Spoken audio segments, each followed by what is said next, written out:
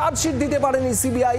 আরজি কর মামলায় জামিন পেয়ে গেলেন প্রাক্তন অধ্যক্ষ সন্দীপ ঘোষ এবং টালা থানার তৎকালীন ওসি অভিজিৎ মণ্ডল। চিকিৎসক পড়ুয়ার খুন এবং ধর্ষণের মামলা আরজি করে, সেই মামলাতেই প্রমাণ লোপাটের অভিযোগ ছিল এই অভিজিৎ মণ্ডল এবং সন্দীপ ঘোষের বিরুদ্ধে। আজ 2000 টাকার বন্ডের বিনিময়ে দুজনকেই জামিন দিয়েছে শিয়ালদা বিশেষ সিবিআই আদালত। রণয় তিওয়ারি আমাদের প্রতিনিধি রয়েছেন আমাদের সঙ্গে। রণয়, আজ জামিন পেয়ে গিয়েছেন সন্দীপ ঘোষ, অভিজিৎ মণ্ডল, ঠিক কি বলা হলো আদালতে?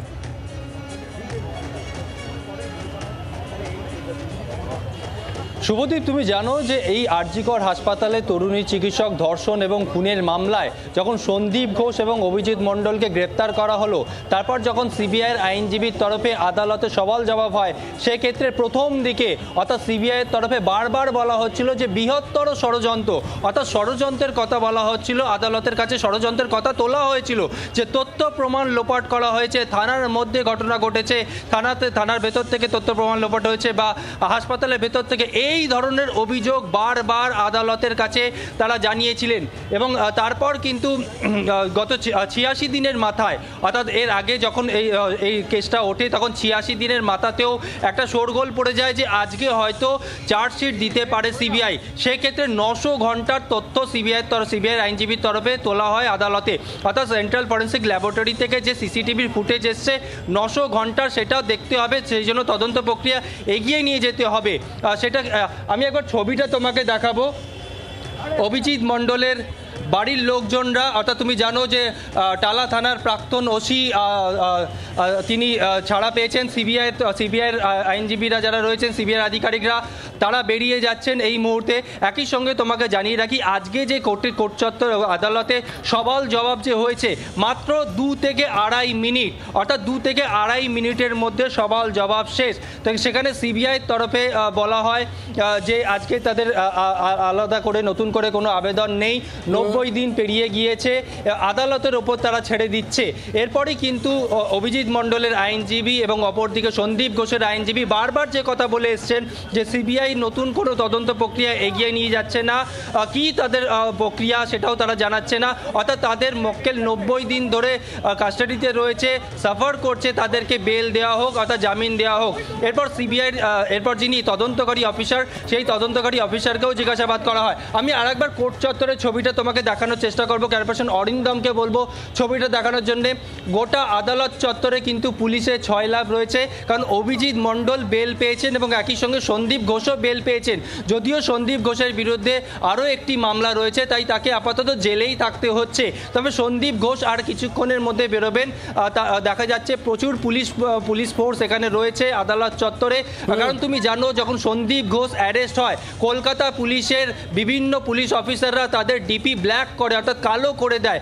আজকে কিন্তু তাদের একটা খুশির দিন বলা চলে, কারণ তাদের সহকর্মীকে যেভাবে গ্রেপ্তার করা হয়েছিল। এবং একই সঙ্গে প্রশ্ন উঠেছে সিবিআই এর ব্যর্থতা নিয়েও, কারণ যে সিবিআই বারবার আদালতকে জানিয়েছে। আড়াই মিনিটের সওয়াল, এই আড়াই মিনিটের সওয়াল জবাবের শেষেই আদালত আজ জামিন মঞ্জুর করেছে। সিবিআই এর তরফ থেকে জামিনের বিরোধিতায় কিছুই বলা হয়নি আজ, অর্থাৎ জামিন আটকানো যে সম্ভব নয় আজ 90 দিনের শেষে সন্দীপ ঘোষ এবং অভিজিৎ মণ্ডলের, সেটা মোটের মতো স্পষ্ট ছিল সিবিআই এর কাছে। আর ঠিক এখানেই আসবো, নিউজ রুম থেকে আমাদের ইনপুট হেড সঞ্জয় ভদ্র রয়েছেন আমাদের সঙ্গে, আমি সঞ্জয়ের কাছে যাব সরাসরি। সঞ্জয়, 3 মাস অর্থাৎ 90 দিনের মধ্যেও কেন চার্জশিট দিতে পারলো না সিবিআই, কি মনে হয়?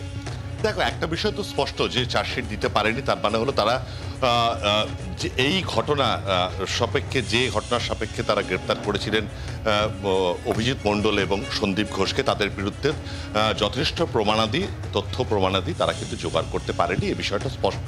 এবং এখানে বলে রাখা ভালো, বিএনএসএস এর 187 নম্বর ধারা অনুযায়ী কোনো মামলায় কোনো ব্যক্তি যদি গ্রেপ্তার হয়, তার গ্রেপ্তারির 60 বা 90 দিন, অর্থাৎ যে মামলার ক্ষেত্রে যে দিনটি প্রযোজ্য সেই দিনটি অতিবাহিত হয়ে গেলে এবং তার মধ্যে যদি ইনভেস্টিগেটিং এজেন্সি তাদের বিরুদ্ধে চার্জ ফ্রেম না করতে পারেন, চার্জ ফাইল না করতে পারেন, তাহলে কিন্তু তারা জামিন পাওয়ার জন্য যোগ্য। সিম্পল এই যুক্তিতেই আজকে কিন্তু অভিজিৎ মণ্ডল এবং সন্দীপ ঘোষ দুজন জামিন পেয়ে গিয়েছেন। একটা বিষয় অত্যন্ত স্পষ্ট, গত 90 দিন ধরে সন্দীপ ঘোষ এবং অভিজিৎ মণ্ডল এই দুজনকে গ্রেপ্তারির পর যতবার এদের কোর্টের সামনে প্রডিউস করা হয়েছে এবং কোর্টের পক্ষ থেকে তারা রিমান্ড লেটার পেশ করেছেন, এমনকি বিচারক তাদের জানতে চেয়েছেন যারা এই ইনভেস্টিগেশনে এই তদন্তে আপনাদের কি অগ্রগতি হয়েছে, আপনারা নতুন কি তথ্য পেয়েছেন, প্রত্যেকবার কিন্তু সিবিআইয়ের পক্ষ থেকে একটি কথাই বলা হয়েছিল যে তারা এটা একটা বৃহৎ প্রেক্ষিতে তারা পুরো বিষয়টি দেখছেন এবং তদন্ত করছেন। লার্জার কনস্পিরেসি থাকতে পারে এবং বলা ভালো যে পসিবিলিটি এবং প্রবাবিলিটি এই দুটোর ওপর ভিত্তি করে তার বারবার কিন্তু আবেদন জানাচ্ছিলেন যে এই যে পসিবিলিটি বা প্রবাবিলিটি হতে পারে যে এই দুজন এই ঘটনার সঙ্গে যুক্ত, এই বিষয়টি তারা তদন্ত করছেন। সুতরাং তদন্তের স্বার্থে তাদের যেন জামিন না দেওয়া হয়। যদিও বা সন্দীপ ঘোষ এবং অভিজিৎ মণ্ডলের দুজনকে গ্রেপ্তার করা হয়েছিল জামিনযোগ্য ধারাতে, তা সত্ত্বেও কিন্তু বিচারক তাদের কিন্তু জামিন দেননি। কিন্তু শেষের দিকে এক কথায় বলা যেতে পারে যারা নিয়ম করে এই প্রসিডিং যারা খেয়াল রাখতেন তারা জানেন যে বিচারক অনেক সময় অফ দ্য রেকর্ড কথা মানে জাজমেন্ট লেখার সময় তারা জিজ্ঞেস করতেন আপনারা সঠিক পথে এগোচ্ছেন তো, আপনারা জানেন তো মানে কোন সেকশনে এই মামলাটি ট্রায়াল হবে, বা আপনারা চার্জ ফ্রেম করছেন তো বা চার্জ ফাইল করছেন তো। কারণ আমি কিন্তু আপনাদের কথা অনুযায়ী যেহেতু লার্জার কনস্পিরেসি বলছেন সে অনুযায়ী কিন্তু আমি আপনাদের কিন্তু সে সুযোগ দিচ্ছি, না হলে এরা কিন্তু জামিনযোগ্য ধারাতেই গ্রেপ্তার হয়েছে, জামিন পেয়ে যাবেন।